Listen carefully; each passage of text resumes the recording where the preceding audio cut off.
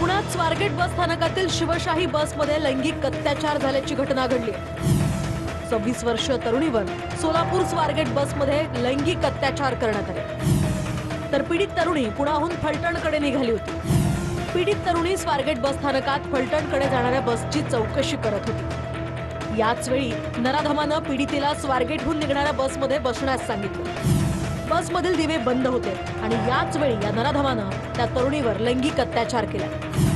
दरम्यान या नराधमावर याआधी सुद्धा अनेक गुन्हे दाखल आहेत, तर तो सध्या जामिनावर बाहेर होता। सध्या आरोपीच्या शोधासाठी पोलिसांची 12 पथकं रवाना झाली आहेत। आपल्याबरोबर बोलण्यासाठी डीसीपी स्मार्तना पाटील मॅडम आहेत। मॅडम, ही घटना जी आहे ती नक्की कशी घडली? स्वारगेटचं बसस्थानक जे आहे ते अतिशय वर्दळीचं आहे।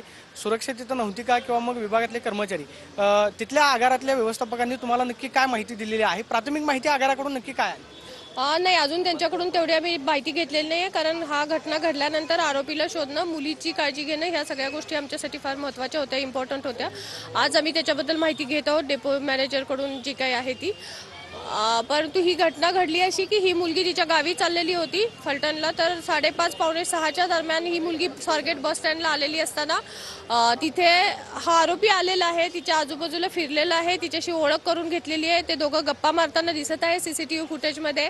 आणि त्यानंतर तो तिला म्हटला की ताई कुठं जायचं आहे तुला? त्यावेळेला तिने सांगितलं की फलटणला जायचं आहे। तर दॅट टाइम त्या आरोपीने सांगितलं की ती बस तिकडं लागलेली आहे म्हणे, आणि रात्रीची बस आहे, लेट झालेली आहे, ती लवकर जाणार आहे, तर चल मी तुला बसवतो त्या बसमध्ये, असं म्हणून तिला बरोबर घेऊन पण गेलेला आहे तो तिथून। आणि ती मुलगी त्याच्याबरोबर जाताना दिसते। तिथं गेल्यानंतर बस मध्ये दिवे नव्हते म्हणून तिने विचारलेलं की लाईट नाही आहे, तर तो म्हटला की रात्रीची बस आहे, लोक झोपलेले आहेत म्हणून दिवे बंद आहेत, तू वरती चढून टॉर्च लावून बघू शकते म्हणे, त्याच्यामध्ये तुला दिसतील लोक आहेत तिथं ते, असं म्हणून गोड बोलून त्यांना तिला त्या बसमध्ये चढायला लावलं। आणि नंतर मागून आपण चढला, दरवाजा लावून घेऊन तिच्याशी हा त्यांना अतिप्रसंग केलेला आहे। त्याच्यानंतर आरोपी तिथून निघून गेलेला आहे आणि मुलगी आपल्या गावाकडच्या बसमध्ये बसून जात होती गावाकडं, परंतु मध्येच तिने फोन करून मित्राला आपल्या कळवलं की माझ्याशी असं असं झालंय। त्यावेळेला मित्रानं सांगितलं की तू अशीच जाऊ नको, पोलीस स्टेशनला जाऊन कंप्लेंट दे। त्याच्यानंतर मुलीने येऊन आमच्याकडे कंप्लेंट दिलेली आहे। या आरोपीचं नाव नक्की काय आहे? तो रेकॉर्डवरील गुन्हेगार असल्याची माहिती आहे। या प्रकरणामध्ये नक्की गुन्हा कोणता नोंद झालेला आहे? बलात्काराचा गुन्हा नोंद झालेला आहे की मग विनयभंगाचा गुन्हा नोंद झालेला आहे? पोलिसांनी FIR जी आहे ती नोंदवलेली आहे?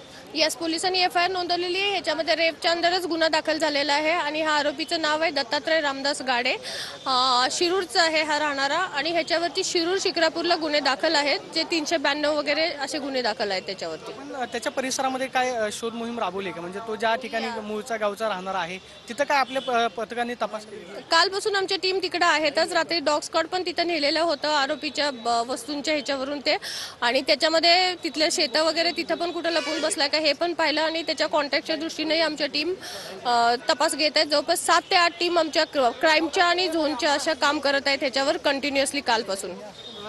स्वारगेटचं हे वर्दळीचं स्थानक आहे, तिथल्या आगार व्यवस्थापक असतील किंवा कर्मचाऱ्यांवरती पोलीस विभागाकडून कारवाई केली जाईल का? कारण सकाळी 6च्या दरम्यान 5:30च्या दरम्यान अशी घटना घडत असेल, 4 नंतर वर्दळ वाढायला सुरुवात होते, तिथल्या सुद्धा विभागाची जबाबदारी होती, तुम्ही त्यांच्यावरती काय कारवाई करणार? ते तपासामध्ये जसं निष्पन्न होईल त्यानुसार कारवाई होईल, ते मी आत्ताच नाही सांगू शकत। की तपासामध्ये ज्या पद्धतीने निष्पन्न होईल त्यानुसार कारवाई जी आहे ती केली जाईल, अशी प्रतिक्रिया स्मार्तना पाटील मॅडमनी दिल्याचं आपल्याला पाहायला मिळतं। Camera person Sushant Sonu, Pradeep Kapse, TV9 Marathi, Pune.